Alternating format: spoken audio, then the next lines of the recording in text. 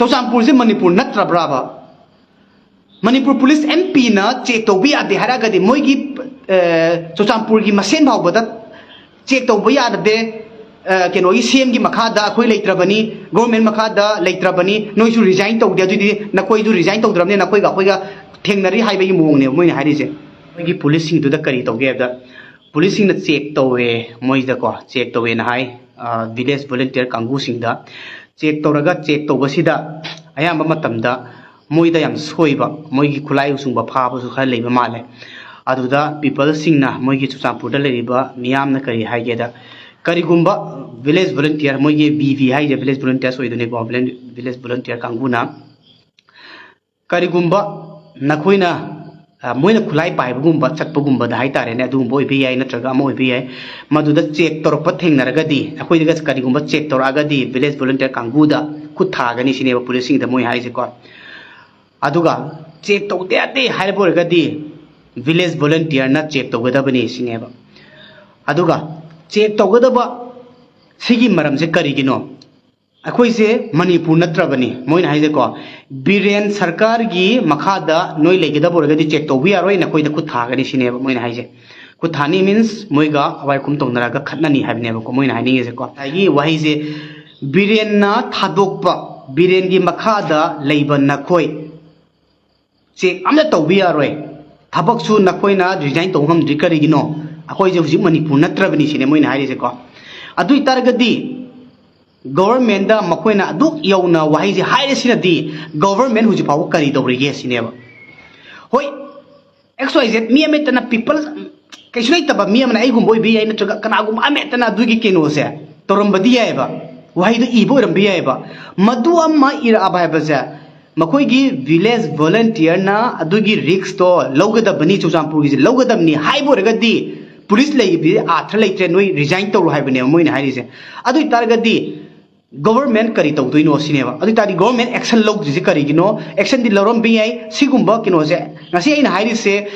मयाम नु शेयर तौरागा सि पोजे आथ्रान दोपिरो करी हाइनो हाइ काने थेंगनाबा पोटनी मसु aina उरुबदु नते करिगुम्बा सोइबा लेमबसु याइ से गवर्नमेंट ना थिगलागा फंगाकांदा सि पोजे चुमि हाइबा लेबोरगदी जस्ट एक्शन तो हनिंगेबा मोइ MLA दु फाउ रिजाइन तौ ngamde कुकी मोइ ngambase चुमि चुमि अदैदि हुजिक ngसाइगी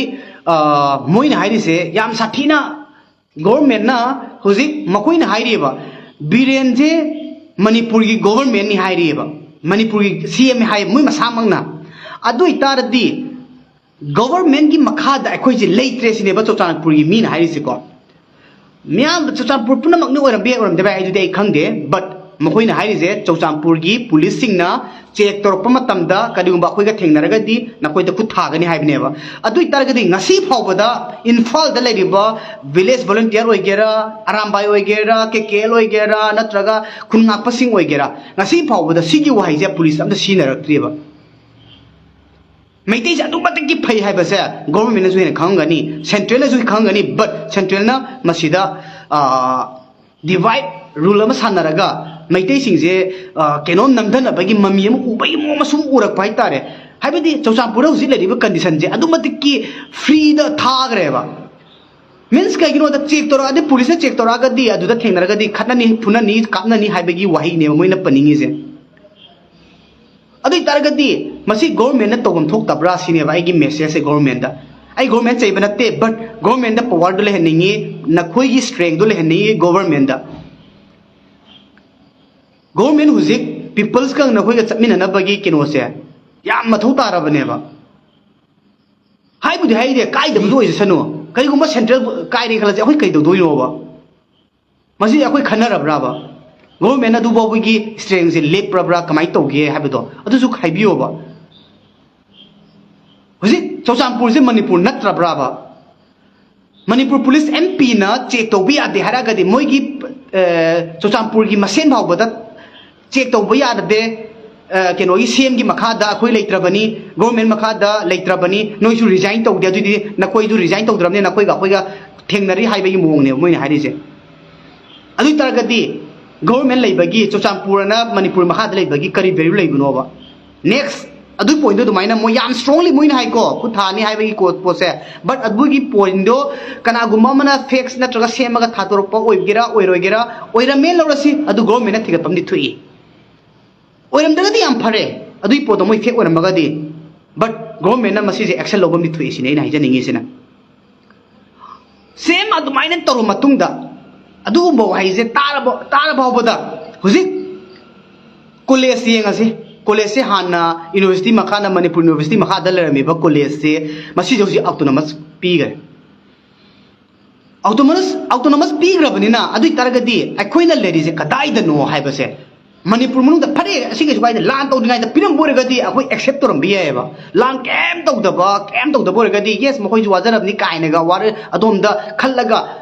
केरोदो पिरम मेलोरसेबा याएबा अदो मकोइना सेपरेट मणिपुर की सेपरेट तालगा लेरिंगाई तंजासीदा अमुक्का ऑटोनोमस काउंसिल ऑटोनोमस अमा पिसलगा मखोइदा ngसाइगी कॉलेज अमा फ्रीडम अमा सही अहुम मरी पीरगा लेबा हाइबसे अदुम परमानेंट ओइबसु यायबा मसे आइना मखोइ कलकपै वासुनते मदुगी मेरिट डिमेरिट तुदी गवर्नमेंट दी हेना खंगम बियाय होइदी खंगजदे बट मसी गवर्नमेंट ना हेना खंगबोरगदी मियामदसु चिंगनरिबा फावलिबा केनोसे चोचामपुर सिबु केनोसे सेपरेट एडमिनिस्ट्रेशन पीग्रजा ला काइनगा मियामना चिपोंग ngangnariसे मसी अमदा पीबा लेते अदुइ तागदी सिगी कॉलेज सिजु सिमाइ साइ तौबनी नत्रगा सि तौरा सिबि तगोनी ना हाइबु पोसे गवर्नमेंट साइड दैजु तानिंगेबा मैम प्लीज सिगुम्बा याम सीरियस ओइबा पोसिददी मैम नसु आई सपोर्ट तो होनिंगी मैम की सपोर्ट पामी याम सेंगना हाइरबनी बसिगुम्बददी याम स्ट्रांगली हाइजरबनी मरमदि कैगिनोदा मसी अखोइ वॉइस अमा थांगपम चंगेबा दो कॉलेज अमा पीगी भाइबसे तुंगदसु अदुम सांगना अदुम तौथरगदमने हुजिक येंगो हुजिक वायरल ओइरिबा थोंग अमा सागखरबनेबा मोरे फाउना यानबगिदमक्ता अमा फाउना याबैनमक्ता इन्फाल लात्रगसु यानबगिदमक्ता थोंग सेंबा होरे अदुगी थोंगदो गवर्नमेंट ने याब्रा यादब्रा हाइबदि कनागुम्बा खरनदि हाइ अदु गवर्नमेंट ने यादबा थोंगनि हाइ अदुइ तागदि एक्शन लौरोइद्रा सिनेबा सी गवर्नमेंट ना तोन थोक्त्रबाबा हुजिक हाइजरिसे अखोइ मैतै जे मेजॉरिटी ओइ हाइबि वासु नते हुजिक मियामना लेरिबा कंडीशन सिदा गवर्नमेंट गिदमक्ता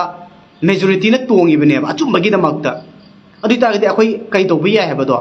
गवर्नमेंट ना लोखत पिउ सिगिदि अदिदि हो यामना मरुइबा थांजिंग चिंगदे येंगो नहानसे थांतिंगना केनोना तौरे अदो गवर्नमेंट की साइड तगी याम फजबा ममी ओंथोपगी दमक्ता स्माइना पनिशमेंट पीगनी खोकनी हाबा वाफम जु खरा थमगी अदुगी पोतो थबोइना पाखत पियु अदुगा आई रिक्वेस्ट तौजरी मसी गवर्नमेंट साइड ता मसी आइना रिक्वेस्ट तौरिजे अतोपनसु तौबिरउ संस्थान खुदिंगमंगनासु अदाइगिदी इचिन नाउसिंगनासु तोहननिंगी मरमदि कैनो हाबदा ngसाइगी मदुदा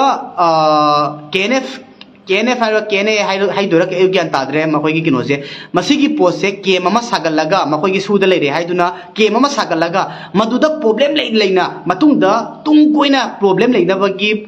मचा अम ओइदब्रा मदुदा मखोइना केम अमा साखिबसे मदुदा केम साद्रगदि अति साबम लेत्रब्रा मखोइगी केम तो साथी आती हाइबोरगदि केम अतोप साबा कैदोगेबा हौजि फावबदा मखोइ आम चिंगतोनदा चिंग मथक्ता क्रॉस युंगदना कोतना लेग्रबनेबा अदु फावबदा अखोइना करि तौबा ngamgergeba अदे कौरु मतोंदा अखोइ कैदोबा ngamgergeba गवर्नमेंट सु फुल प्रोटेक्ट तौर अखोइगी प्रोटेक्शन तौरगा चटलगा सि तौबा यारोय खोटपा यारोय अदुदा चाना थकनबा थमलगा अपोस हांबुस नतेबा अदि तरगदि सिगुंबा तौर प्रपोजदा अचौबा एक्शन लौरगा तुंगदा सुम नाइ लेरगदि हयंग गवर्नमेंट हाइ पोसिदि अदुम पाइनि हाइबा लेतेबा हुजि कांग्रेस अदुम पाइनि हाइबा लेते बीजेपी अदुम पाइनि हाइबा लेते कांग्रेस चही 30 पाइरमे बीजेपी चही 30 पारे अदि तरगदि मतुंगदा कना पाइनि खंबा ngam नतेबा अइ तारि सुम अखोइगी मैतैगी ओइबा अखोइगी येलौमीगिने ना हाइरगा चाउथोक चाउना अखोइ सुम ngang लेरे सुम ngang चांग चाउना दि ngang लेबा बट मनुंगदि होत्रोंग हो लेरेबा मसिगुमबजिदि अखोइ येंगारोइद्राबा मसी आइना हाइजरिंगिसे मियामजु गवर्नमेंट सपोर्ट तौबनी खंगदे अमनी खंगदे तौरगा अखोइजे अपुनबा अमा सागतबा पुनमुदि पुल्ले अखोइजे को अदुगा चिंथनबने हेनबने हेलेबा हुजि येंगोइ किनोम हाइजगेबा आई सामखिजु हाइजगेबा हुजि आइनाने मी मैम अमगी पोस्ट अमा वारिनी आई हुजिक मी ममिंगदि पल्लरोइगे खरा सेंगदोक खोतोकपगी तौबा मतमदा आई पोस्ट शेयर अमा तौवेबा पोस्ट अमा तौवेबा मदुगिदि लाइक तौबा शेयर तौबा एक तारोइबिनेबको मदुगुम्बदि फत्तबा ngसाइगी चिंगदनबगी किनोसिदि शेयर सपोर्ट तौबदि म्याम थोलेबा ꯑꯗꯣ ꯁꯤꯒꯨꯝꯕ ꯂꯩꯕꯥꯛꯀꯤ ꯑꯣꯏꯅ ꯇꯧꯔꯛꯄ ꯃꯇꯝꯗꯗꯤ ꯀꯩ ꯍꯥꯏꯅꯤ ꯍꯧꯖꯤꯛ ꯑꯩꯅ ꯁꯦꯡꯅ ꯍꯥꯏꯔꯤꯁꯤꯅꯦ ꯑꯩ ꯐꯣꯂꯣꯋꯔꯁꯦ ꯁꯝꯅ ꯍꯥꯏꯔꯕꯗ ꯐꯣꯂꯣꯋꯔ ꯍꯥꯏꯕꯤ ꯋꯥꯁꯨ ꯅꯠꯇꯦ ꯕꯠ 10K ꯍꯦꯟꯈ꯭ꯔꯕꯅꯦꯕꯀꯣ 10K ꯁꯤꯅ ꯌꯦꯡꯕꯗ ꯅꯠꯇꯦ ꯍꯧꯖꯤꯛ 30 ꯃꯦꯝꯕꯔꯕꯨ ꯌꯦꯡꯗꯦꯕ ꯑꯩꯅ ꯁꯤ ꯌꯦꯡꯍꯟꯅꯤꯡꯕꯒꯤ ꯋꯥꯁꯨ ꯅꯠꯇꯦ ꯕꯠ ꯁꯤꯒꯨꯝꯕ ꯂꯩꯕꯥꯛꯀꯤ ꯏꯁꯨ ꯂꯥꯛꯄ ꯃꯇꯝꯗꯗꯤ ꯑꯩꯈꯣꯏꯁꯦ ꯄꯨꯟꯅ ꯑꯝꯇꯪ ꯁꯞꯄꯣꯔꯠ ꯇꯧꯃꯤꯟꯅꯕ ꯑꯃ ꯗꯔꯀꯥꯔ ꯂꯩꯁꯤꯅꯤ ꯑꯗꯨ ꯁꯤꯗ ꯑꯩꯅ ꯔꯤꯀ꯭ꯋꯦꯁ ꯑꯃ ꯇꯧꯖꯅꯤꯡꯕ ꯑꯃꯅ ꯑꯔꯥꯝꯕꯥꯏ ꯇꯦꯡꯒꯣꯜ ꯍꯧꯖꯤꯛ ꯃꯦꯟ ꯑꯣꯏꯅ ꯐꯖꯅ ꯂꯤꯡꯅ ꯂꯩꯔꯤꯕ ꯑꯃ ꯍꯥꯏꯔꯒꯗꯤ ꯑꯔꯥꯝꯕꯥꯏ ꯇꯦꯡꯒꯣꯜ ꯑꯃꯅꯦꯕ ꯑꯣꯏꯇꯥꯔꯒꯗꯤ ꯑꯩꯅ ꯑꯔꯥꯝꯕꯥꯏ ꯇꯦꯡꯒꯣꯜꯒꯤ ꯏꯆꯤꯟ ꯏꯅꯥꯎꯁꯤꯡꯗ ꯔꯤꯀ꯭ꯋꯦꯁ ꯑꯃꯇꯪ ꯇꯧꯖꯔꯤꯑꯕ ꯃꯔꯝ ꯑꯇꯩ ꯀꯩꯁꯨ ꯅꯠꯇꯗꯦ ꯃꯃꯥꯡꯒꯤꯗ ꯑꯩꯈꯣꯏ ꯒꯣꯔꯃꯦꯟꯁꯦ ꯀꯧꯔꯒ ꯑꯩꯈꯣꯏ ꯋꯥꯔꯤ ꯁꯥꯟꯅꯈ꯭ꯔꯦ ꯀꯩꯅꯣꯗ ꯀꯪꯂꯥꯗ ꯑꯗꯨꯒꯤ ꯃꯈꯥ ꯇꯥꯔꯛꯄꯗ ꯀꯩꯅꯣ ꯊꯕꯛ ꯈꯔꯗꯤ ꯄꯥꯏꯈꯠꯈ꯭ꯔꯦ ꯑꯗꯣ ꯁꯛꯁꯦꯁ ꯑꯣꯏꯈ꯭ꯔꯦ ꯍꯥꯏꯇꯥꯔꯦ ꯃꯤꯌꯥꯝꯅ ꯁꯞꯄꯣꯔꯠ ꯇꯧꯔꯒ ꯍꯧꯖꯤꯛ ꯑꯩꯅ ꯔꯤꯀ꯭ꯋꯦꯁ ꯑꯃ ꯇꯧꯖꯔꯤꯑꯕ ꯀꯔꯝꯕ ꯔꯤꯀ꯭ꯋꯦꯁꯅꯣ ꯍꯥꯏꯔꯒꯗꯤ ꯍꯧꯖꯤꯛꯁꯦ ꯑꯄꯨꯟꯕ ꯑꯃ ꯁꯥꯒꯠꯂꯒ ꯃꯤꯌꯥꯝꯗ ꯏꯟꯚꯥꯏꯠ ꯇꯧꯔꯒ ꯂꯥꯛꯍꯜꯂꯒ ꯃꯤꯌꯥꯝꯗ ꯑꯣꯄꯟ ꯀꯩꯅꯣ ꯑꯃꯗ CSO ꯃꯌꯥꯝꯁꯦ ꯏꯟꯚꯥꯏꯠ ꯇꯧꯔꯒ ꯃꯗꯨꯗ ꯂꯥꯛꯇꯕꯁꯤꯡꯗꯣ ꯀꯔꯤꯒꯤ ꯂꯥꯛꯇ꯭ꯔꯤꯅꯣ ꯍꯥꯏꯕꯁꯦ ꯋꯥꯔꯤ ꯑꯃ ꯁꯥꯟꯅꯕ ꯑꯃ ꯆꯪꯉꯦ ꯑꯗꯨꯒ ꯑꯄꯥꯝꯕꯁꯦ ꯐꯣꯡꯗꯣꯛꯃꯤꯟꯅꯔꯒ ꯑꯄꯨꯟꯕ ꯑꯃ ꯁꯥꯒꯠꯂꯒ ꯑꯩꯈꯣꯏꯒꯤ ꯀꯩꯅꯣꯁꯦ ꯁ꯭ꯇꯔꯦꯡ ꯑꯃ ꯁꯥꯒꯠꯄ ꯑꯃ ꯆꯪꯕ꯭ꯔꯥꯅ ꯈꯜꯂꯦꯕ ꯑꯩꯅ ꯍꯧꯖꯤꯛ ꯑꯩ ꯑꯝꯇꯪ ꯍꯥꯏꯖꯒꯦꯕ ꯃꯁꯤ ꯑꯩꯅ ꯍꯥꯏꯔꯤꯁꯦ ꯂꯥꯟꯕ ꯑꯣꯏꯔ ꯆꯨꯝꯕ ꯍꯥꯏꯕꯗꯨꯗꯤ ꯃꯌꯥꯝꯅ ꯑꯗꯨꯝ ꯗꯤꯁꯥꯏꯠ ꯇꯧꯕꯤꯌꯨ ꯑꯩꯅ ꯁꯣꯏꯕ ꯑꯣꯏꯔꯁꯨ ꯉꯥꯛꯄꯤꯒꯅꯤ ꯀꯨꯀꯤꯁꯤꯡꯅ ꯏꯝꯐꯥꯜ ꯑꯦꯔꯤꯌꯥꯗ ꯑꯦꯇꯦꯛ ꯇꯧꯔꯛꯀꯅꯤ ꯍꯥꯏꯕꯁꯤꯗꯤ ꯁꯨꯡꯊꯥ ꯊꯥꯖꯔꯨꯅꯨ ꯁꯨꯡꯇꯧ ꯇꯧꯔꯣꯏ ꯍꯥꯏꯕ ꯑꯩ ꯍꯥꯏꯖꯒꯦꯕ ꯕꯠ ꯇꯧꯔꯦ ꯂꯧꯔꯁꯦꯕ ꯃꯩꯇꯩ ꯑꯩꯈꯣꯏ ꯀꯥꯏ ꯆꯦꯟꯗꯣꯏꯅꯤ ꯍꯥꯏꯕ ꯀꯣꯏꯁꯟ ꯍꯪꯉꯛꯑꯗꯤ ꯒꯣꯔꯃꯦꯟꯅꯁꯨ ꯁꯔꯀꯥꯔꯅꯁꯨ ꯁꯦꯟꯇ꯭ꯔꯦꯜꯅꯁꯨ ꯀꯩꯝ ꯇꯧꯕꯤꯗ꯭ꯔꯦꯅ ꯂꯧꯔꯁꯦꯕ ꯃꯩꯇꯩꯁꯦ ꯍꯧꯖꯤꯛ ꯑꯔꯥꯝꯕꯥꯏꯗꯪꯅ ꯊꯦꯡꯅꯔꯦꯅ ꯂꯧꯔꯁꯦ ꯃꯅꯨꯡ ꯏꯆꯤꯟ ꯏꯅꯥꯎꯁꯤꯡꯅ ꯊꯦꯡꯅꯗꯪ ꯂꯧꯔꯁꯦꯕ ꯑꯗꯨꯇꯥꯔꯗꯤ ꯑꯇꯩ ꯑꯇꯣꯞꯄ ꯆꯥꯗꯅ ꯊꯛꯇꯅ ꯉꯥꯎꯗꯅ ꯆꯠꯂꯤꯕ ꯃꯌꯥꯝꯁꯦ ꯅꯈꯣꯏꯗꯤ ꯁꯣꯛꯑꯣꯏꯗ꯭ꯔꯕ ꯑꯩꯅ ꯍꯥꯏꯖꯅꯤꯡꯉꯤꯁꯦ ꯍꯧꯖꯤꯛ ꯀꯅꯥꯒꯨꯝꯕ ꯈꯔ ꯂꯩꯔꯤꯑꯕ ꯏꯝꯐꯥꯜꯗ ꯁꯣꯛꯑꯣꯏꯔꯦ ꯍꯥꯏꯕ ꯈꯟꯕ ꯈꯔ ꯂꯩꯔꯤꯑꯕ ꯑꯩ ꯉꯁꯥꯏꯒꯤ ꯕꯤꯖꯤꯅꯦꯁ ꯆꯥꯔꯤꯕ ꯊꯛꯏꯕ ꯁ꯭ꯇ꯭ꯔꯤꯠ ꯐꯨꯗ ꯍꯥꯡꯉꯤꯕ ꯅꯠꯇ꯭ꯔꯒ ꯔꯦꯁꯇꯨꯔꯦꯟ ꯍꯥꯡꯉꯤꯕ ꯈꯣꯠꯂꯤꯕ ꯃꯌꯥꯝꯁꯦ ꯍꯥꯡꯉꯣ ꯀꯥꯏꯗꯦꯕ ꯃꯗꯨꯗ ꯍꯦꯟꯅ ꯏꯐꯣꯔꯠ ꯊꯥꯗꯔꯒ ꯍꯦꯟꯅ ꯆꯥꯕ ꯃꯌꯥꯝ ꯑꯃ ꯌꯥꯎꯔꯤꯕ ꯄꯣꯠꯇꯣ ꯑꯩꯅ ꯍꯥꯏꯖꯅꯤꯡꯉꯤꯁꯦ ꯌꯨꯝꯗꯁꯨ ꯆꯥꯔꯤꯀꯣ ꯑꯗꯩꯗꯤ ꯉꯁꯥꯏꯒꯤ ꯁ꯭ꯇ꯭ꯔꯤꯠ ꯐꯨꯗ ꯍꯥꯡꯉꯤꯕ ꯃꯈꯣꯏꯁꯨ ꯕꯤꯖꯤꯅꯦꯁꯅꯤ ꯉꯁꯥꯏꯒꯤ ꯄꯩꯁా ꯁꯦꯟꯗꯣꯟ ꯇꯥꯜꯂꯒ ꯑꯗꯨꯗꯒꯤ ꯆꯥꯛ ꯊꯥꯛꯇꯅ ꯈꯣꯠꯇꯅ ꯏꯃꯨꯡ ꯊꯥꯛꯇꯅ ꯇꯧꯔꯛꯏꯅꯦꯕ ꯃꯣꯏ ꯁꯦꯟꯁꯦ ꯍꯥꯏꯕ ꯅꯠꯇꯦꯕ ꯕꯠ ꯍꯦꯟꯗꯣꯡꯅ ꯉꯁꯥꯏꯒꯤ ꯃꯌꯥꯝꯁꯦ ꯑꯣꯚꯔ ꯑꯣꯏꯅ ꯅꯨꯡꯉꯥꯏꯊꯣꯛꯄ ꯑꯃ ꯌꯥꯎꯔꯤꯑꯕ ꯃꯌꯥꯝꯗꯣ ꯍꯧꯖꯤꯛ ꯑꯩꯈꯣꯏ ꯑꯄꯨꯟꯕ ꯑꯃ ꯁꯥꯒꯠꯁꯦ ꯍꯥꯏꯔꯒꯗꯤ ꯊꯣꯛꯂꯛꯑꯣꯏꯕ ꯂꯥꯛꯑꯣꯏꯕ ꯑꯩ ꯏꯁꯥꯃꯛꯁꯨ ꯂꯥꯛꯇꯕ ꯌꯥꯏ ꯕꯠ ꯑꯩꯅ ꯍꯥꯏꯖꯅꯤꯡꯉꯤꯁꯦ ꯚꯣꯏꯁ ꯑꯃꯗꯤ ꯗꯔꯀꯥꯔ ꯂꯩꯁꯤꯅꯦ ꯑꯩꯅ ꯍꯥꯏꯖꯅꯤꯡꯉꯤꯁꯦ ꯑꯩꯈꯣꯏꯒꯤ ꯚꯣꯏꯁꯁꯦ ꯀꯅꯥꯗꯅꯣ ꯑꯣꯏꯔꯗꯤ ꯍꯧꯖꯤꯛ ꯑꯩꯅ ꯔꯤꯀ꯭ꯋꯦꯁ ꯇꯧꯖꯔꯤꯁꯦ ꯑꯔꯥꯝꯕꯥꯏ ꯇꯦꯡꯒꯣꯜꯅ ꯁꯤꯒꯤ ꯄꯣꯠꯁꯦ ꯁꯤꯟꯕꯤꯔꯒ ꯉꯁꯥꯏꯒꯤ CSO ꯃꯌꯥꯝꯁꯦ ꯂꯣꯏꯅ ꯄꯤꯛꯀꯦꯔꯥ ꯆꯥꯎꯔ ꯃꯤ 10 ꯄꯨꯟꯒꯦꯔꯥ 3 ꯄꯨꯟꯒꯦꯔꯥ ꯃꯌꯥꯝꯁꯦ ꯏꯟꯚꯥꯏꯠ ꯇꯧꯔꯒ ꯑꯄꯨꯟꯕ ꯑꯃ ꯁꯥꯒꯠꯂꯒ ꯉꯁꯥꯏꯒꯤ ꯃꯣꯏ ꯂꯨꯞ ꯂꯩꯖꯁꯅꯨ ꯑꯔꯥꯝꯕꯥꯏꯁꯨ ꯑꯔꯥꯝꯕꯥꯏ ꯂꯩꯖꯁꯅꯨ ꯑꯗꯒꯤꯗꯤ ꯑꯃꯁꯨ ꯂꯣꯏ ꯂꯩꯖꯁꯅꯨꯕ ꯕꯠ ꯀꯔꯤ ꯇꯧꯕ ꯌꯥꯏ ꯍꯥꯏꯕꯗꯣ ꯑꯃ ꯁꯤꯟꯕꯤꯌꯨ ꯁꯤꯅꯦꯗ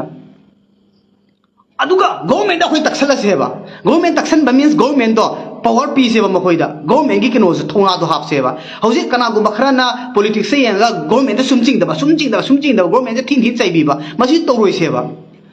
ꯒꯣꯔꯃꯦꯟ ꯀꯥꯏꯕ ꯑꯣꯔ ꯀꯥꯏꯗꯕ ꯍꯥꯏꯕꯁꯤꯗꯤ ꯁꯥꯏꯠꯇ ꯊꯝꯈ꯭ꯔꯁꯦꯕ ꯍꯧꯖꯤꯛ ꯑꯩꯈꯣꯏꯒꯤ ꯐꯨꯔꯨꯞꯁꯤ ꯀꯟꯅꯕ ꯀꯔꯤ ꯗꯔꯀꯥꯔ ꯂꯩꯒꯦ ꯍꯥꯏꯕ ꯃꯇꯝꯗ ꯑꯩꯈꯣꯏꯅꯁꯨ ꯒꯣꯔꯃꯦꯟ ꯍꯧꯖꯤꯛ ꯄꯥꯏꯔꯤꯕ ꯒꯣꯔꯃꯦꯟꯁꯤꯗꯁꯨ ꯄ꯭ꯔꯦꯁꯔ ꯑꯃ ꯄꯤꯔꯒ ꯒꯣꯔꯃꯦꯟꯅꯁꯨ ꯑꯩꯈꯣꯏꯒꯤ ꯁꯞꯄꯣꯔꯠ ꯐꯪꯉꯒ ꯒꯣꯔꯃꯦꯟ ꯁꯞꯄꯣꯔꯠ ꯐꯪꯕ ꯃꯤꯟꯁ ꯑꯐꯕꯔꯣꯝꯗ ꯑꯗꯨꯏꯇꯥꯔꯒꯗꯤ ꯑꯩꯈꯣꯏ ꯀꯔꯤ ꯇꯧꯕ ꯌꯥꯏ ꯍꯥꯏꯕꯁꯦ ꯈꯟꯅꯕ ꯑꯃꯗꯤ ꯆꯪꯗꯕ꯭ꯔꯥ ꯁꯤꯅꯦꯕ ꯍꯧꯖꯤꯛ ꯋꯥꯔꯤꯅꯤ ꯍꯥꯏꯕꯒꯤ ꯋꯥꯅꯤ ꯍꯧꯖꯤꯛ ꯁꯦꯟꯇ꯭ꯔꯦꯜꯗ ꯑꯇꯣꯞꯄ ꯄꯥꯔꯇꯤ ꯑꯃ ꯂꯩꯔꯦꯅ ꯈꯜꯂꯁꯤꯅꯦ ꯃꯅꯤꯄꯨꯔꯗ BJP ꯑꯗꯨꯝ ꯂꯩꯔꯦꯅ ꯈꯜꯂꯁꯤꯅꯦ ꯑꯗꯨꯒꯤ ꯑꯩꯈꯣꯏ ꯀꯩ ꯇꯧꯒꯗꯒꯦ ꯍꯥꯏꯕꯗꯨꯅꯦꯕ कनागुम्बा खरना PR पामी कनागुम्बा अमना किनो पामी कनागुम्बा ना पामदे